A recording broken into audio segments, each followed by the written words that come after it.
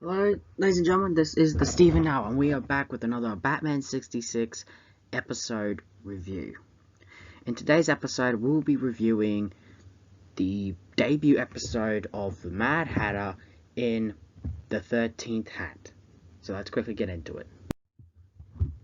The episode begins with it's another day in Gotham City, when suddenly we are cut to three separate videos of a chef being kidnapped, essentially a person in charge of a sporting goods store being kidnapped, and then a office manager essentially being kidnapped. But what's interesting is before they get kidnapped, the guy steals their hats and then uses a mind control device to knock them out. He then orders his henchmen to take them away. We then cut to the police Commissioner Gordon's office, where he is saying that three more hats have been stolen, and their owners. Realizing this and the fact that the hats are mostly the primary target, they come to the conclusion that it is Jervis Tetch, the Mad Hatter. So automatically, we've already got another villain who has already been established in the show, but we as the audience have never met him. But here what makes him interesting, he's one of the few villains that have clearly already been established, where we both know his real name and his criminal name. And realizing that that's the case, that he swore vengeance against Batman, they had to bring him in. We then cut to Wayne Manor, where there's the usual funny scene, or the usual Wayne Manor scene with Aunt Harriet and all that going on, which is pretty fun. Then they come to Police HQ, and of course we get the usual opening credits roll again. And as soon as they get to the police department, they find out all the people that have been kidnapped, and that the Mad Hatter uses a super instant mesmerizing device in his top hat, which essentially knocks him out. Now, as a result of that, you realize that no matter what the Mad Hatter is up to, he's always going to be coming after Batman, knowing that despite the Mad Hatter being essentially a thief, he is a mad hat collector, and the only thing he wants in life is Batman's cowl.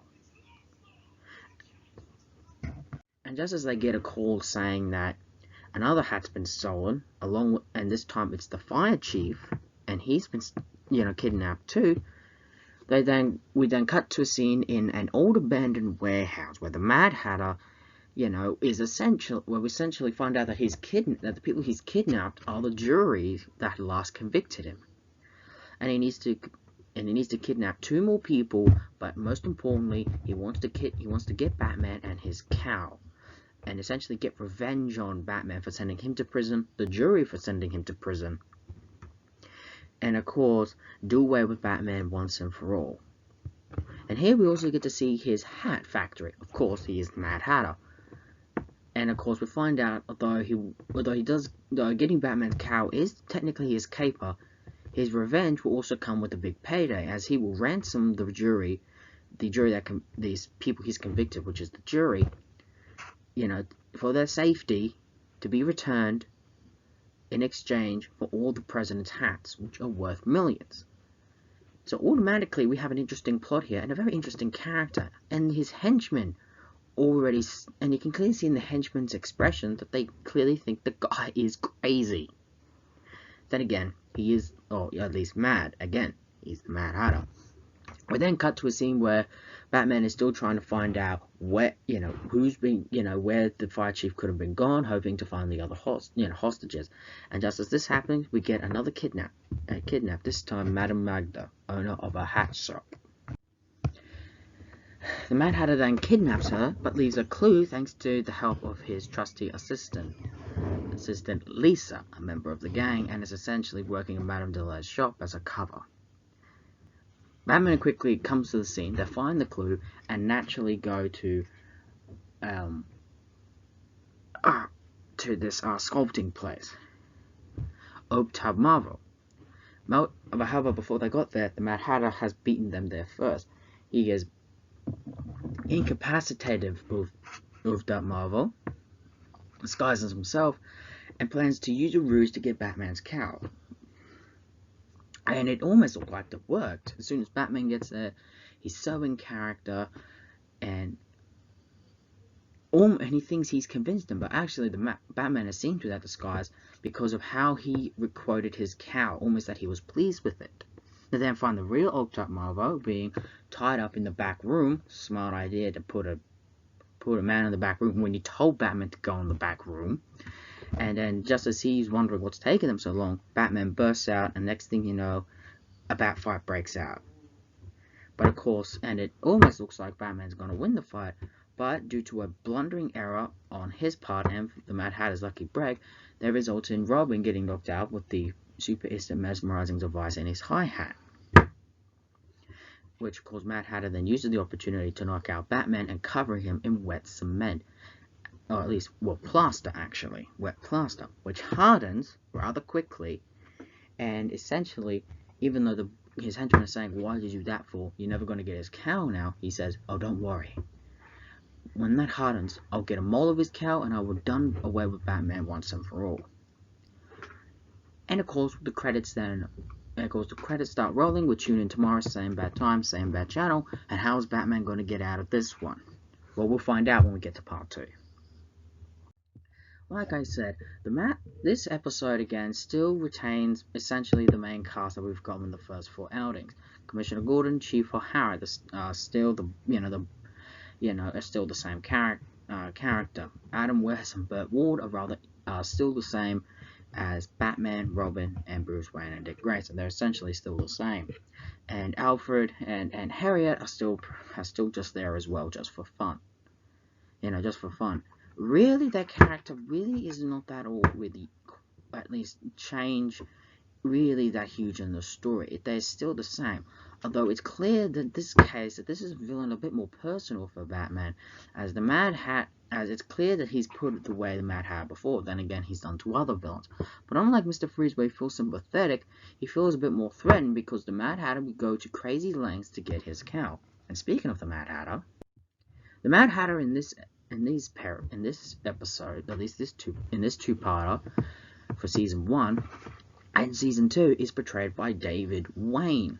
Now, David Wayne, of course, is known for mostly a lot of stage work and I think a few movies. He's already an accomplished actor, and he plays this Mad Hatter. Now, you got to understand, if you're a more modern Batman fan, you look at this version, you're wondering, well, where's the Alice in Wonderland theme? Well, here's a brief of a history. You see, the Mad Hatter's comic book history is a bit mucked up. In his very first appearance in the comics back in '48, the Mad Hatter was pretty much a stick-up villain whose gimmick was that he looked like the Mad Hatter. It wouldn't be until '56 when they brought the Mad Hatter back, where he looks a bit more similar to the way the Mad Hatter looks in the show, with the orange mustache and the orange hair. And essentially, instead of being a gimmick villain, he's a stick-up artist. He's more of a villain who's obsessed with stealing hats, particularly Batman's cow, and this version of the Mad Hatter would stick throughout the late '50s, through most of the Silver Age and the early days of the Bronze Age. But up until the '80s, they made it that version of the character was actually an imposter, and the real Mad Hatter that we saw way back in '48 is the real one. And that version of the character was also called Jervis Tetch, just like they did in '56 when they revealed that this Mad Hatter's name was Jervis Tetch. And of course, that version of the character would later be involved in mind control, and of course the Alice in Wonderland gimmick, which is essentially the staple for the Mad Hatter these days. Realizing that, the Mad Hatter in this show is of course based off the imposter version, though he wasn't called an imposter yet, so he was treated like a genuine villain on the show. And basically, I like how, unlike other villains, most of their all the criminal exploits are mostly based on something. Hell, think about it, the Riddler, the Penguin, and the Joker are essentially villains who always care about the big score and somehow humiliating Batman, with Riddler wanting to prove his superiority and just being the smartest criminal. The Penguin wants to plan the elegant crimes to that as a sophisticated gentleman, and the Joker just doing whatever he feels like. Mr. Freeze is a bit more sympathetic side, as he's a villain who clearly wants to get revenge on Batman for putting him in this state, but also having enough funds for him to live the way he has to live in order to survive.